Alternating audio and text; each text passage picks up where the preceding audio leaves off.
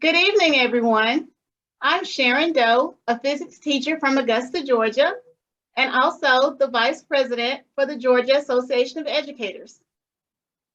I'm Joe Fleming. I'm the lobbyist for GAE, and I'm delighted we have a special guest today, Senator Lester Jackson. Senator Jackson represents the Savannah area in the state Senate. He is also a candidate for Labor Commissioner this year, one of a number of candidates for that position. He is a senior member of the Senate Education Committee. I think you and Senator Sims came on board about the same time, so maybe you're tied for seniority. But he's a great friend of GAE and a great friend of public education. And I'm happy to have Senator Jackson here tonight. Thank you, Senator.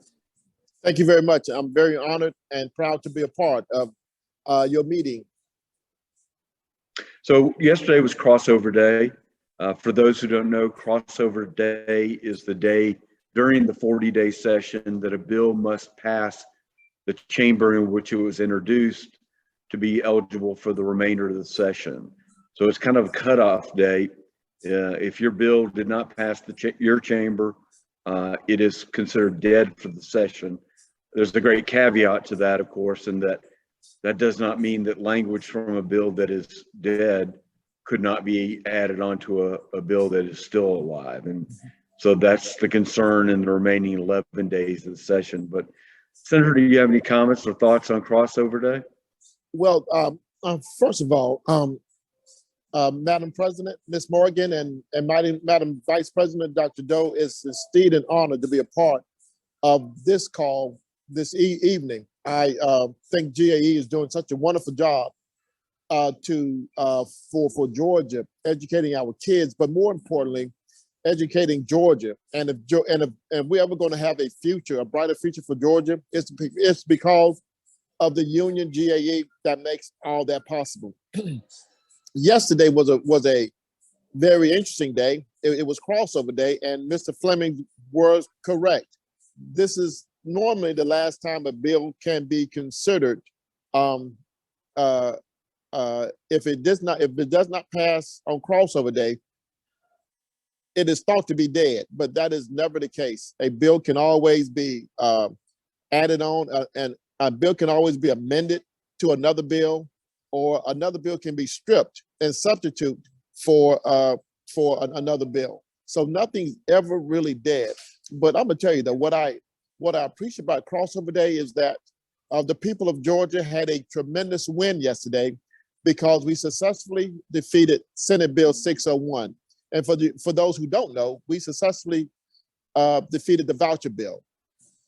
And the voucher bill was one of those bills that was going to be really hurtful for public education. So I was very proud that legislators got together in the Senate and bonded together to defeat the voucher bill that was going to be so devastating to the people of this great state. So we had a long day on crossover day.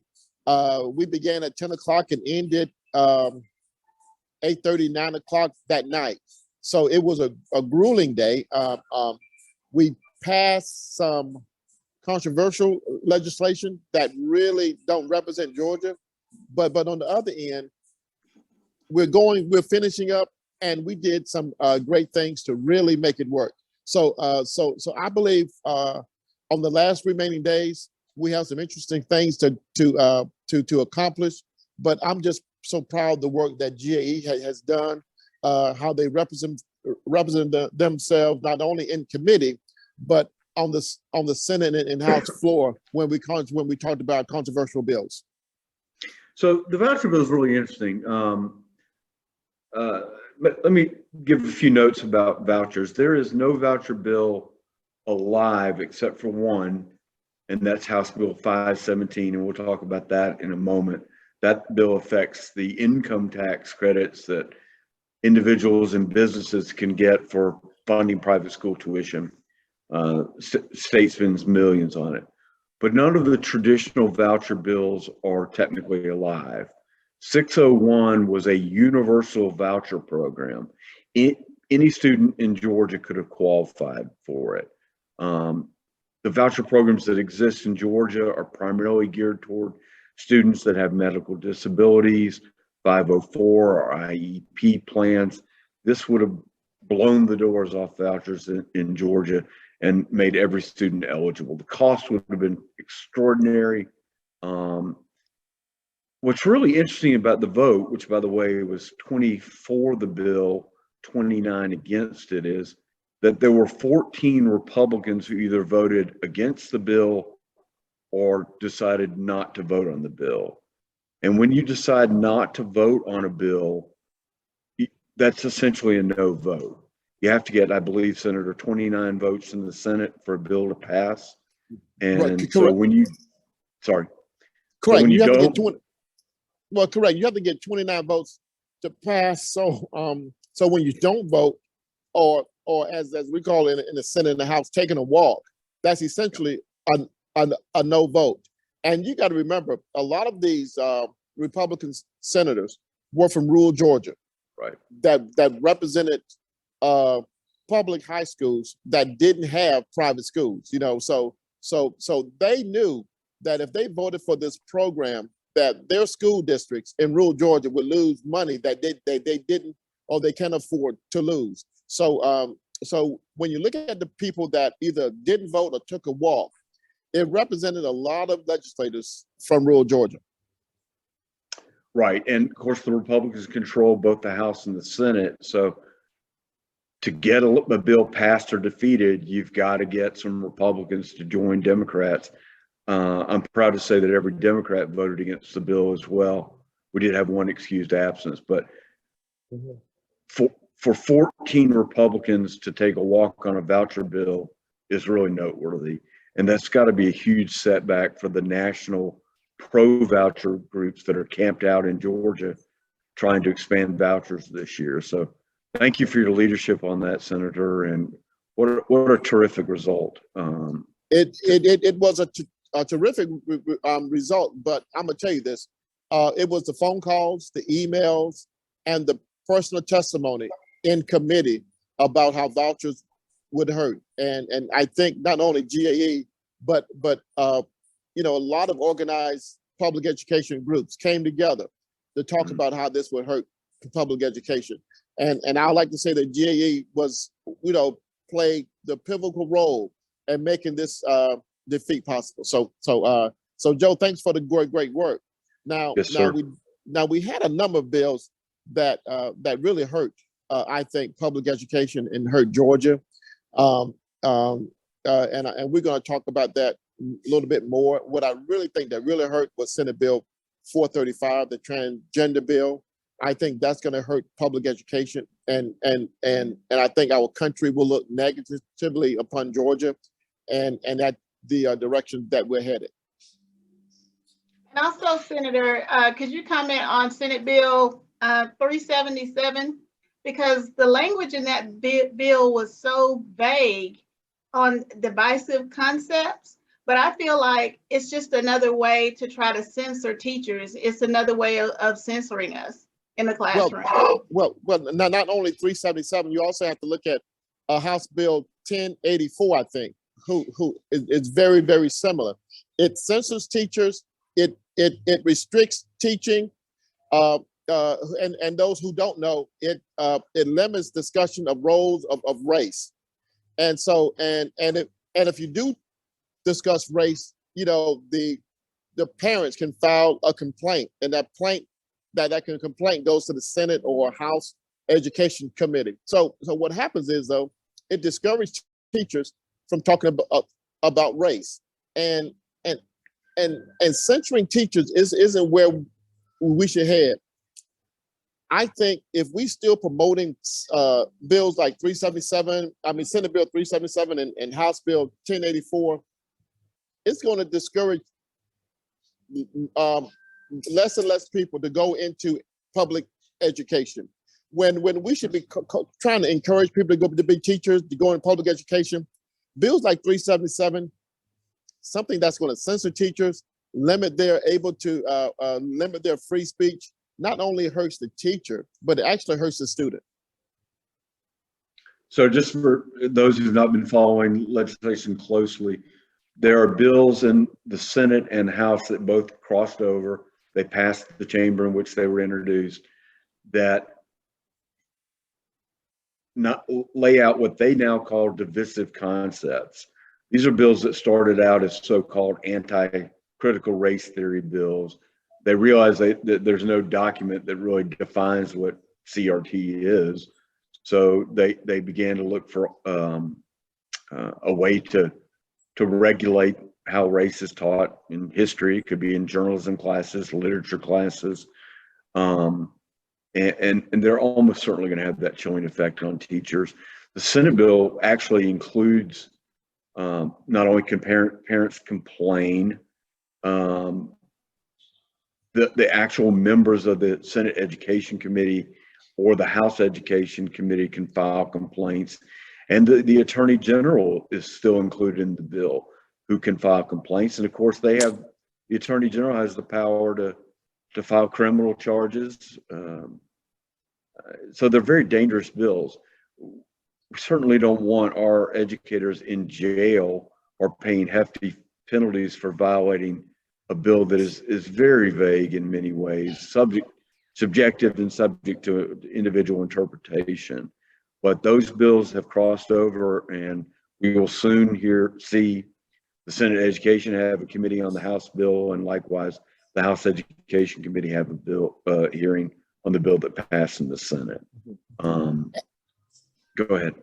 And Joe, and I think if these bills should pass, you're gonna feel, and you're gonna see that less and less teachers are gonna want to feel more comfortable about being in the classroom, and less and less people are going to be encouraged to go into public education. So I think it has a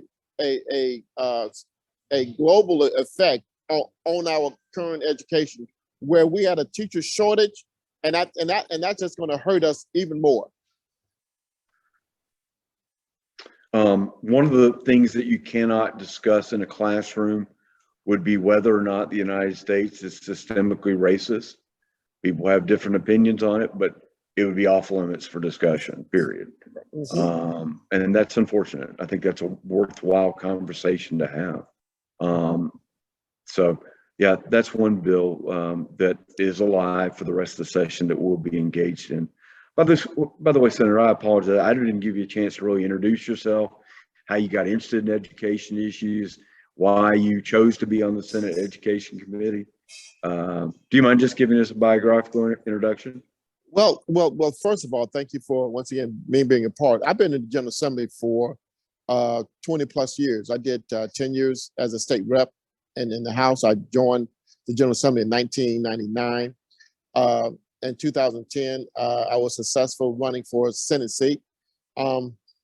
My Democratic leadership encouraged me to go into education, because they think they needed some help on our education committee.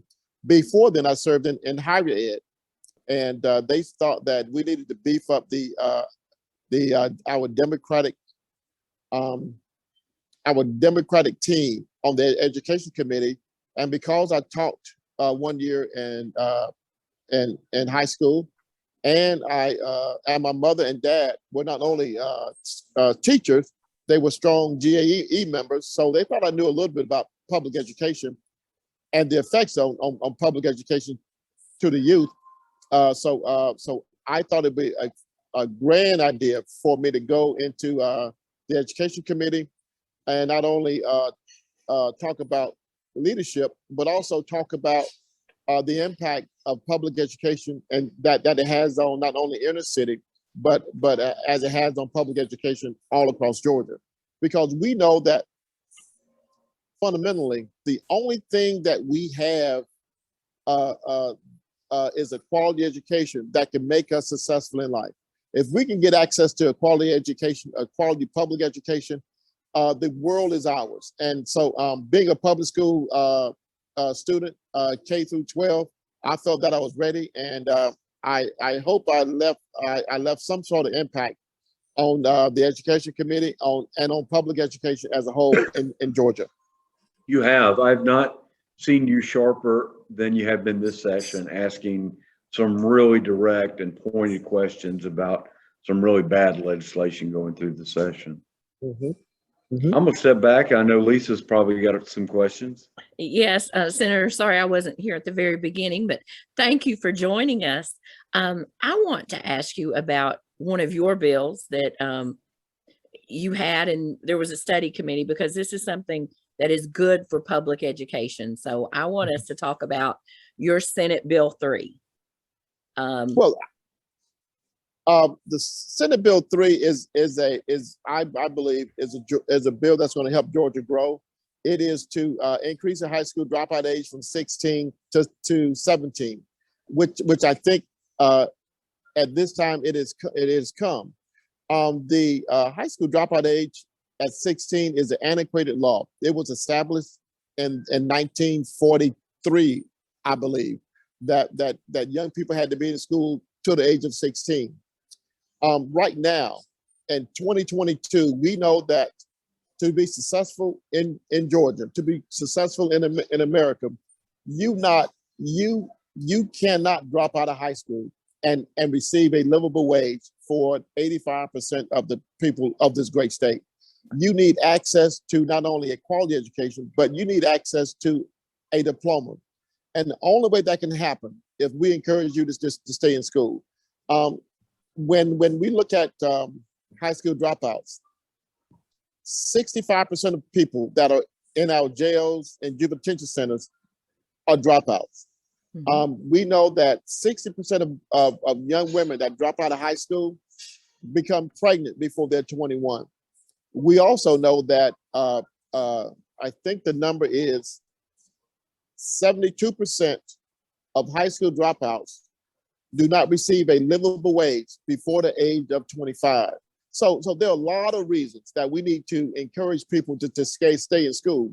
But if we want to be a successful state, if we want to cut down on crime, teenage pregnancy, we need to encourage people not only to stay in school, but to receive a high school diploma. And everybody may not be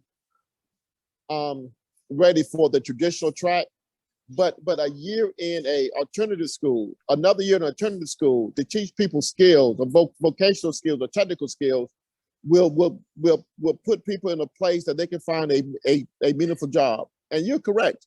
We did a study that went across Georgia talking about the impact of high school dropouts. And we found out that it will cost the state about $7 to $8 million to increase the high school dropout from 16 to 17. Now that $7 to $8 million is how much it will cost the state. We do know that local school districts may or most will have to put in some additional money. But when you talk about saving young people's lives, putting a dent into teenage pregnancy, but also moving people toward a high school diploma and receiving a livable wage, it's just good for Georgia. I think it's good for this country. I think I would say that that 78 million that the state would have to put in, and whatever our locals would have to put in, I think they should be spending that anyway. We have a moral obligation to educate our students who are 17, who have not yet graduated. So unfortunately, maybe some people were looking at that cost, but I think that looking at that cost is the wrong way to look at it. What is it costing us later because those young people dropped out at 16 rather than staying till 17 and hopefully getting a diploma? Well, Madam President, on one of our tours, as we went around, and I talked about keeping young people in high school another year from 16 to 17, they said, we can't afford, and I said it costs from $7 to $8 million more. I had a superintendent saying, our school can't afford that extra cost. And I said that, and I told him that can you afford keeping a young person in a juvenile detention center or jail that drops out, that can't afford a livable wage? I don't think your school district or your county can afford that either.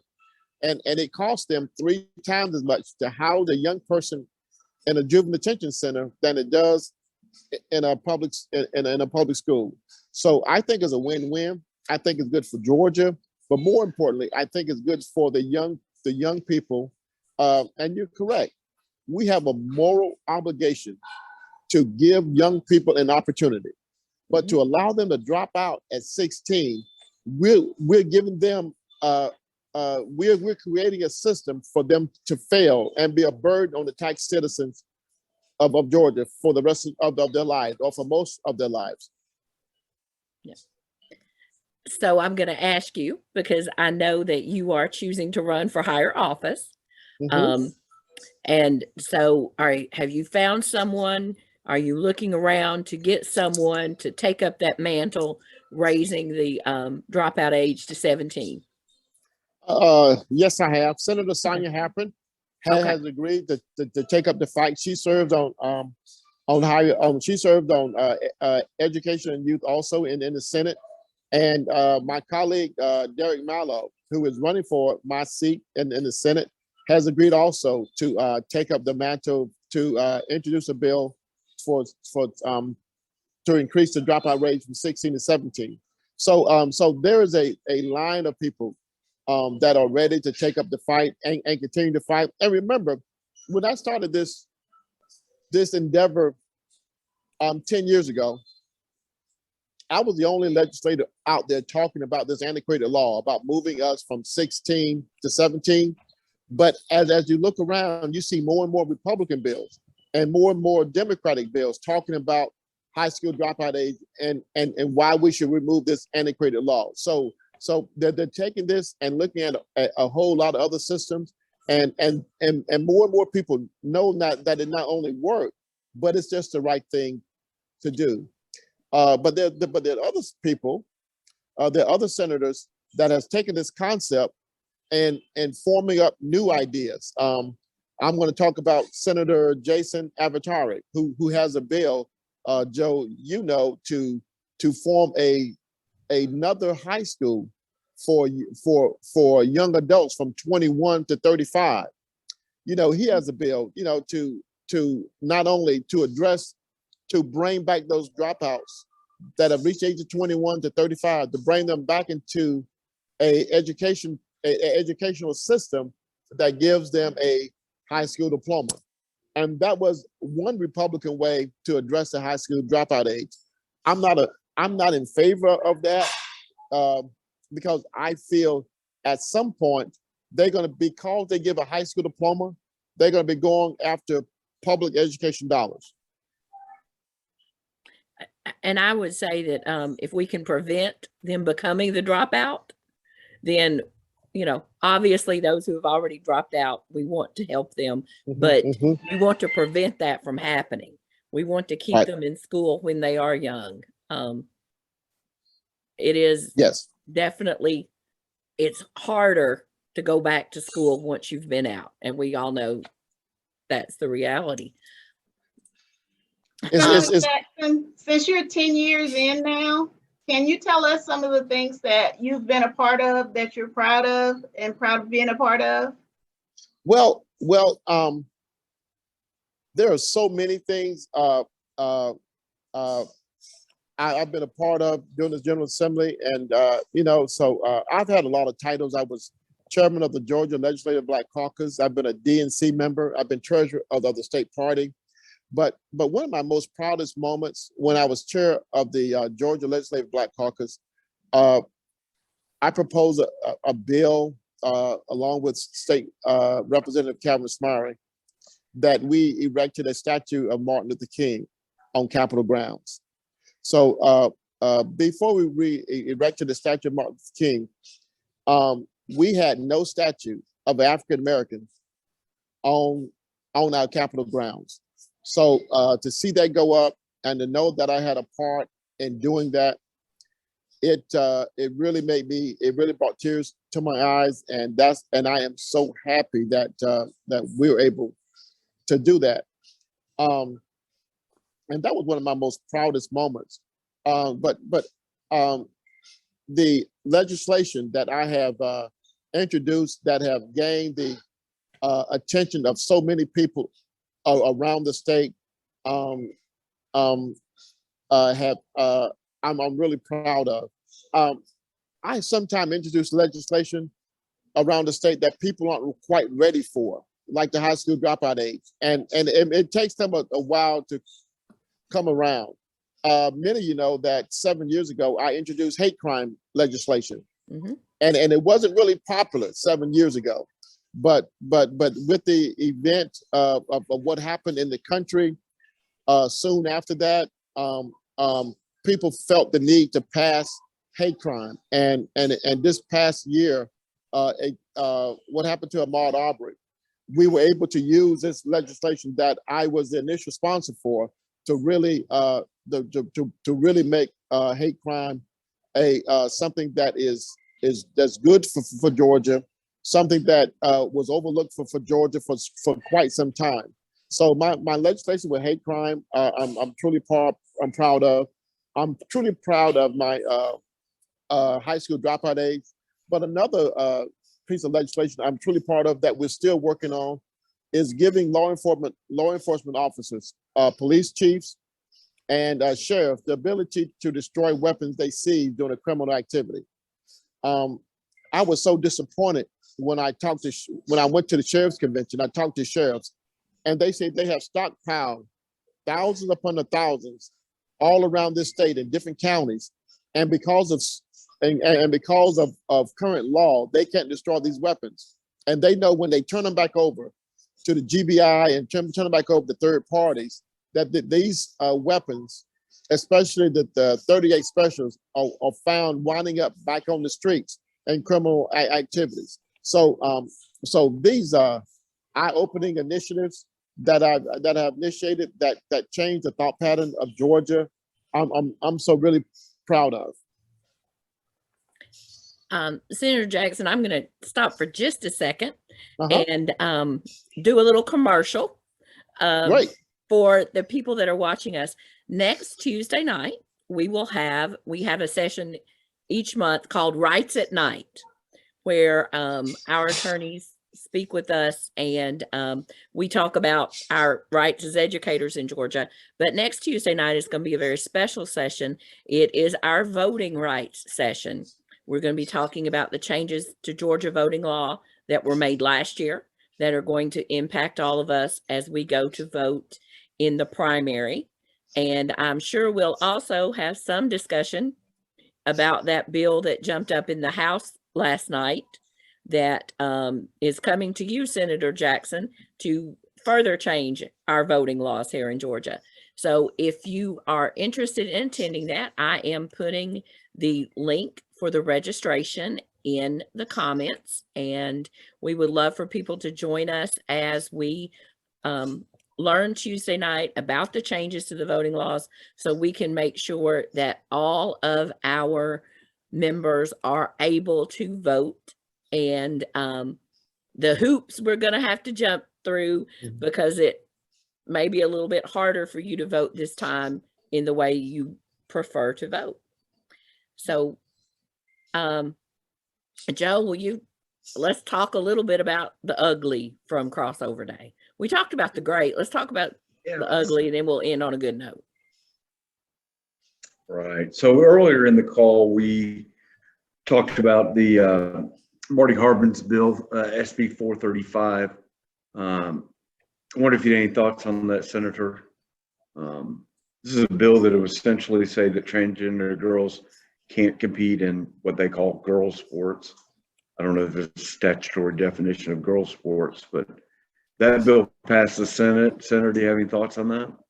I thought it was a very hateful bill. I thought the Senate Bill 435 didn't really represent the way Georgians are, who Georgia is, and the vision for brighter Georgia and a Georgia that is inclusive of all its people.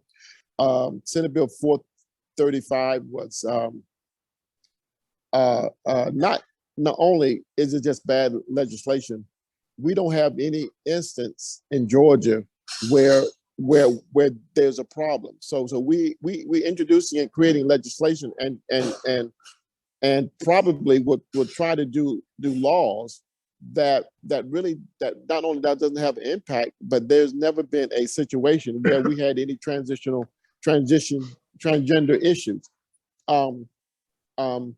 We should be a state about inclusion and acceptance. So I think when the Senate passed this bill, we made a statement that we're not quite there yet when it comes to inclusion. We're not quite there when it comes to acceptance of all Georgia people and all of its citizens. But the way our athletic structure is, I kind of like it. And Joe, you know this, but the school systems, the local school system, say who can and who can't compete in a regional or state match. So for instance, if it's a track meet, the local school district puts down who's running on the girls' team, who's running on the boys' team for regionals. It also make a statement who can run for state meets too. So I think that fundamentally, Georgia should be about local control. If the local people want a particular student to participate in a sport, they should be allowed for that student to compete regionally and nationally and on the state level. So I believe in local control, but I also believe in that we should be a community of inclusion, and 435 does not represent most of Georgia.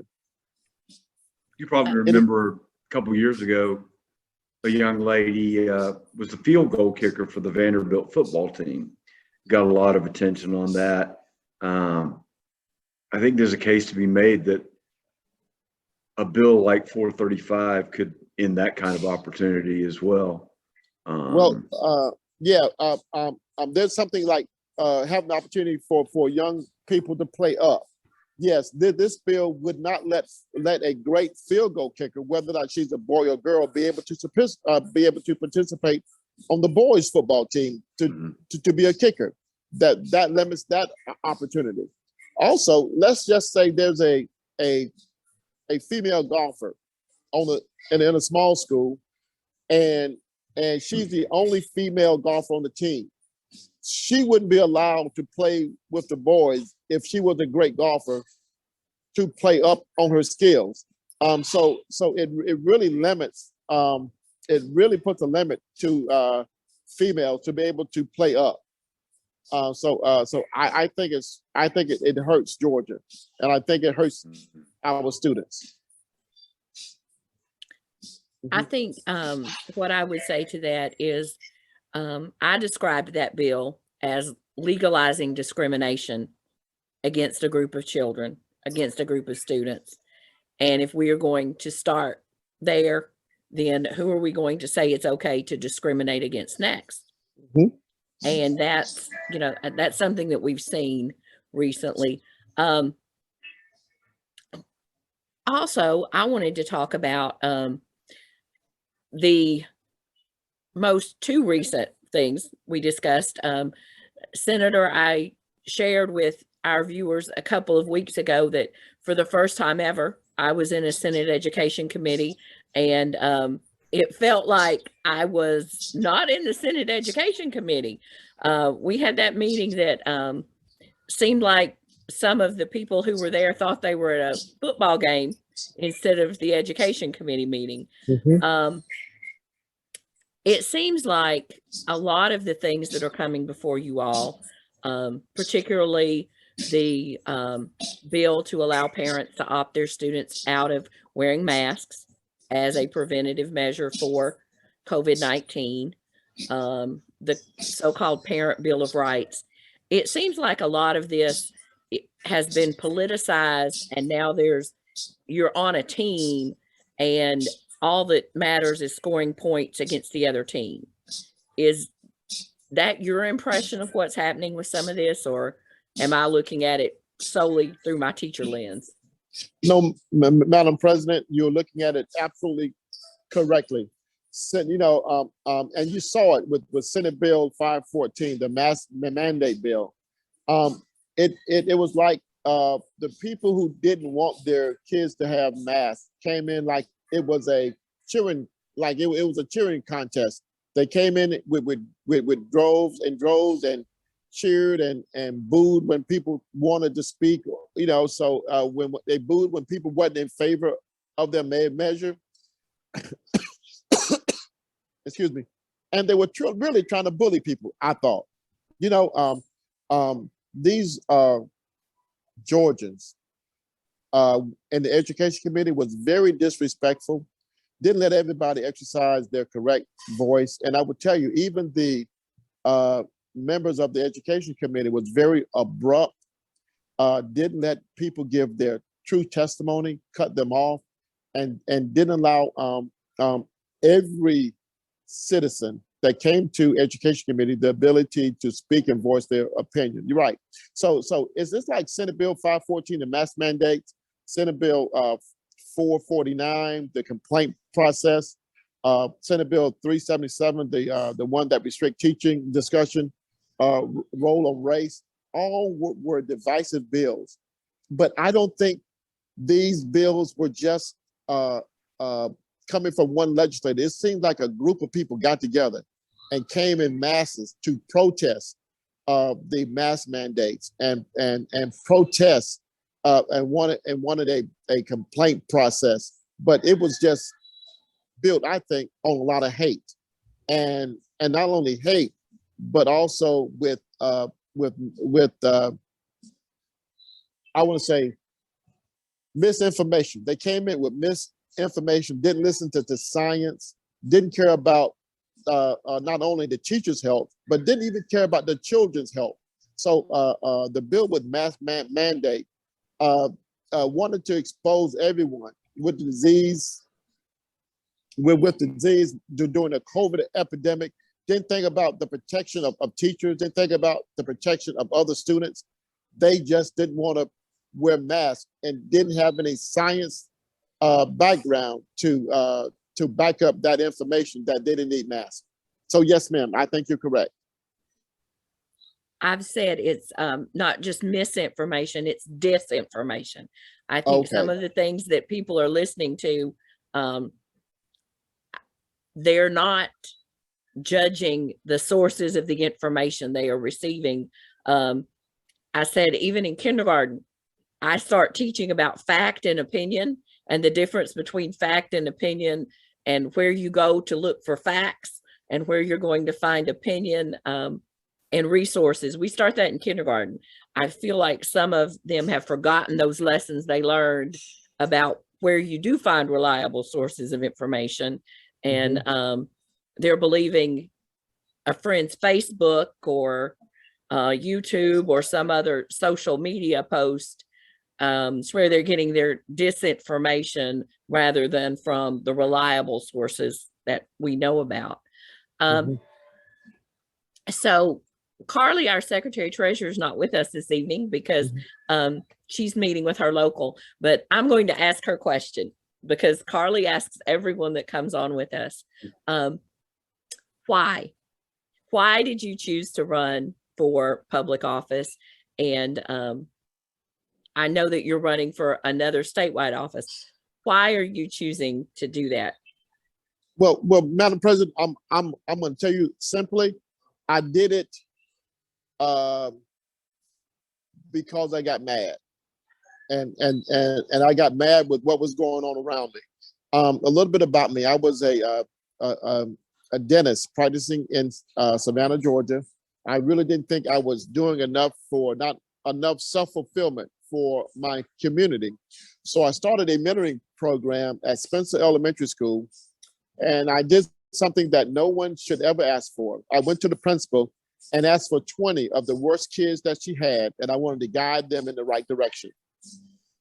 And funny thing about that, she gave me 20 of the most disruptive kids she had in the school, all young boys, but all of them was looking for, but they were looking for direction and looking for a role model.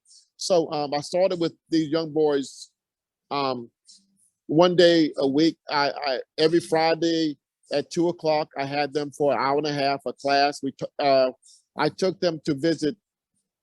We did a lot of tours every other week to the fire department, to a barber, fire station, to visit doctors.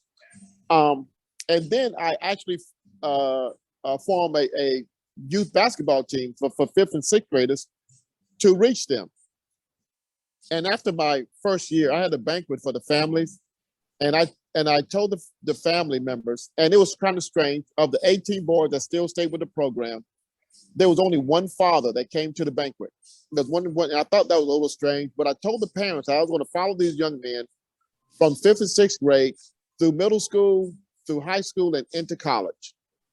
And something strange, and I thought I did a very eloquent and very great speech, but a young lady came to me with 5 other mothers, and the spokesperson was a young lady named Laura Bonaparte, and she told me something, and she had a boy in 5th grade and a boy in 6th grade. She said, Dr. Jackson, our kids aren't college material.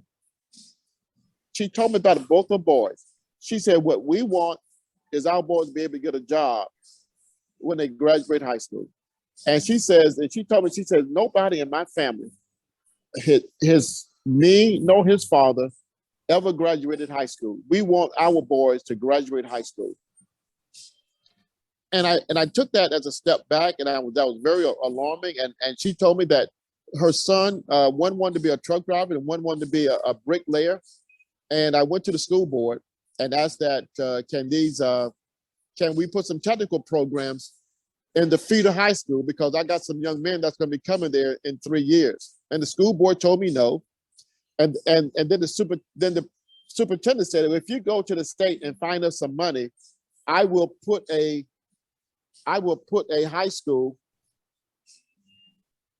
I will put a technical program in the feeder high school if you can find me some state dollars. So then I went to the state rep, asked that, I went to the state rep and state senator that was at the time to ask, could they put money into the budget for a program for technical and vocational education, and they told me no. They said it wasn't a part of their top 5 issues. So I did what normal people do. I ran against them. And consequently, I am here now serving 24 years.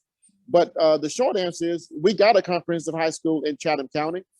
We're teaching vocational education in 3 high schools. We're teaching, we have a comprehensive technical school that's teaching nursing, that's teaching nursing technician, that's teaching barbering, that's teaching welding, car mechanics, car body, the body repair and painting. So we have now technical programs, but it took a lot of effort, a lot of people working together. But I'm that's one of my proudest moments, that I just got mad and I wanted opportunity, not for just those 8. What I wanted, I originally wanted opportunity for those 18 young men. But then I thought that then I came to a realization that everybody in Chatham County need opportunity for vocational and technical education. And now I'm running for state senator because not only in Chatham County, I think everybody in our state needs an avenue where they can have vocational and or technical education to move Georgia forward. That's the short answer. That took a long time. That's fine. I understand that. And I, as an elementary teacher, I'm thinking about those 5th and 6th grade boys. And we know that all of our students will not go to college, but they need the opportunity to have a good life. And as you said earlier, to have a livable wage, no matter Absolutely. what they choose. Sometimes, I think about if I have to call the plumber's making a whole lot more than I am teaching without a college degree. Absolutely. Absolutely. So yes, that's why I got in, and I'm just happy that to serve, but more importantly, I'm happy that I'm giving back. And I think being in the Georgia General Assembly, there's some self-fulfillment. Being a dentist is great, but being able to help others is self-satisfying. Yeah. Well, I'm So, going to say amen to that because I teach at a technical and career magnet school in Augusta, Georgia, and we've been open since 2013. Oh, absolutely. Well, thank you. Thank you for what you do for those young people. And you know, I have a great affinity to Augusta. I went to Payne College as a young lad. Yeah, I went to Payne College as a young lad. So the Labor Department has a strong affinity to Payne College students. Michael Thurman, the last Democratic Labor Commissioner, is also a graduate of Payne College. So am I. Uh-oh. Yes. I graduated from Payne College and went on to South Carolina State. Okay, you were probably gone when I got there. That's a joke. That's a joke. I was long gone when you were a student at Payne College. That is fantastic. That is fantastic. But you know, but let's tell us. I want to just tell you some good things that are happening in the General Assembly. There are two bills that I really like. That's going on. That I hope get some. That I hope I get some movement. If not, as pass whole or gets an amendment, part of an additional bill. That's House Bill 1283, the 30-minute daily recess we have set in. I think, you know, if we can't get that bill whole, I hope we can amend it to another bill because I think it's greatly needed. And also House Bill 385. That's a teacher's retirement program where we can bring retired teachers back full time. I like it. It's not a perfect bill because House Bill 385 currently says now is limited, I believe, if you have at least 30 years of service. But I think it's a great start to bring teachers back full time to help with this shortage, with this critical shortage of educators. So I'm just saying there are some good things that's going on. We have some powerful legislators that are putting some good measures down. They just need a little help, and hopefully that GAE and many other education organizations can get together and call on the General Assembly to support House Bill 283 and House Bill 385. yes. One more I want to mention to you, Senator, that you may not have seen yet. It's coming to you from the House, but I definitely want to let our members know about. House Bill 1295 is a bill that is coming to you. It passed the House, and this bill takes the adverse action away if a teacher's evaluation ends up as needs development. So right now, if a teacher gets needs development twice in 5 years, then they cannot even renew their teaching certificate. Or if they get it twice, they do not move up on the salary scale. So getting a needs development is very harmful for an educator's career and also their salary. So what has been happening in a lot of instances are young educators, our new educators who are just starting out. And Sharon and I both remember that, just starting out. You learn, you grow as an educator. Principals are not wanting to give them an accurate rating because it can have such dire consequences getting that needs development. So this bill would take the dire consequences away and leave the rating intact so principals could then give teachers the assistance they need. I also wanted to thank you, Senator Jackson. One of the things that I've been talking about even before I became GAE president is the strategic waiver system here in Georgia, and the fact that our districts are waiving class size and increasing the number of students in a class, reducing the amount of health and physical education our children get, not being required to have a certified teacher in the classroom. And so I want to thank you for having Senate Bill 530 to, so we can begin that conversation. As you said, sometimes we know it takes a couple of years to get legislation through the process and get everybody to understand it. But on behalf of GAE, thank you for carrying that bill for us. Well, thank you for bringing it to the forefront. There are so many people, not only in the General Assembly, but across the state, don't know the importance of having a certified teacher in the classroom. They just don't know. And there are members of the General Assembly that really assume that anybody can teach. And you can find out in private school, they have police officers coming in and saying they are teachers, but they don't have the background. And there's nothing wrong. And I shouldn't have said police officer, but there's nothing wrong with people coming in to assist educators. But I think educators is a profession. It is not something you could just walk in and just learn and call yourself a teacher and begin to guide students in the right direction. So I applaud all educators for the grueling work that they do, but also to have that background and in college and in classroom experience and going on your student teaching, to have the background to be not only a great teacher, but having the ability to truly understand how you can help students. And that's what teachers do. They help students achieve their ambition, but also you are just true role models. And I appreciate the work that all of you do.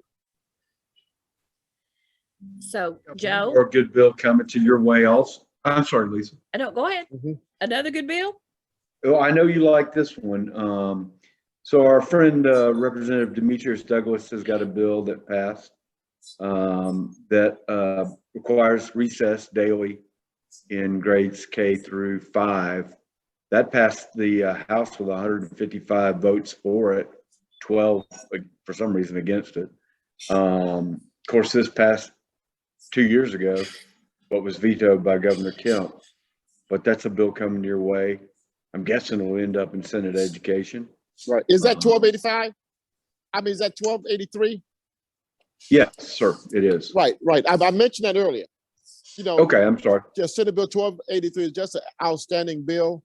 And I'm gonna say something else. Not only do the young people need 30-minute recess, but we need to have some sort of bill where teachers have a bona fide time where they get a break during their daily work period also. A 30-minute recess for students or giving students a chance to go to the cafeteria isn't giving teachers a break. So we need to have a time where teachers get a break also. Yeah, I'm nodding my head. Yes. Oh, okay. We hear a lot from educators. We hear a lot from our members it's hard to find 15 minutes of planning time or 30 minutes of grading time, much less eat or go to the restroom. I mean, there's so much being asked of our teachers today and all sorts of new requirements and what I would say bureaucratic reports that are being required of our teachers too. So they're overwhelmed. They certainly deserve the pay raises that are coming in next year's budget, the bonuses this year. But we've got more work to do, as you've pointed out, to make education truly an attractive profession for college graduates going forward. Okay, yeah. Joe, we've got just a couple of minutes left. So tell us what we can expect over the next 11 legislative days. It's going to take us about 2 actual weeks. So you asking me or the expert? I'm asking you. Yo. Okay. Yes, sir. So there are 11 days left in the session. They met today, for example. Almost nothing was accomplished today. I think the House convened 45 minutes late and met for about 30 minutes total. which was mainly just housekeeping and a few speeches from the floor. They'll meet again tomorrow. One of the things that we're on guard for is House Bill 517. If you've read our reports, you know that this is a bill concerning a law that's already on the books that gives an income tax credit for donors to organizations that fund private school tuition. This costs the state hundreds of millions of dollars a year already. The House amended the bill to double the limits, which literally would be into the billions of dollars that we would be spending to reward those who fund private school education. It's a huge expansion of that program. The bill is back to the House. The Senate disagreed with the House action to double it, so it's gone back to the House. My guess is the House will insist on their position, which will result in a conference committee. There is a great danger in going to a conference committee. I think the Senate passed bill is far from great, but it is better than doubling this program, which is remarkable that we have such an incentive program for private school tuition. All of the other bills that we've talked about, we start all over again. A bill that's passed the House goes to the Senate and goes through the committee process there. So a lot of these House bills will be heard soon in the Senate Education Committee and other committees. I think Senate Ed, I talked to the chairman yesterday. I think he's planning on having a meeting on the Monday. So we'll see the committee process begin all over again. Okay. And then we'll be out on April 4th. April 4th. Okay. I want to thank Senator Jackson for joining us this evening, and thank all of you who are watching with us. And we will be back the 6th of April, which will be, I guess, our Sine Die edition, since Sine Die will be on April 4th. Between now and then, please keep checking your GAE alerts. And I have to say before we end, if you are not a member of GAE, we invite you to join us. You can do so at joingae.org. We are the professional organization that is going to continue to speak up for our students, educators, and public education. You all have a great rest of the week, and we'll see you April 6th. And you're a fighter too. And you're a fighter. Thank you for fighting, GAE. Thank you. Thank you. You're quite welcome. Bye-bye.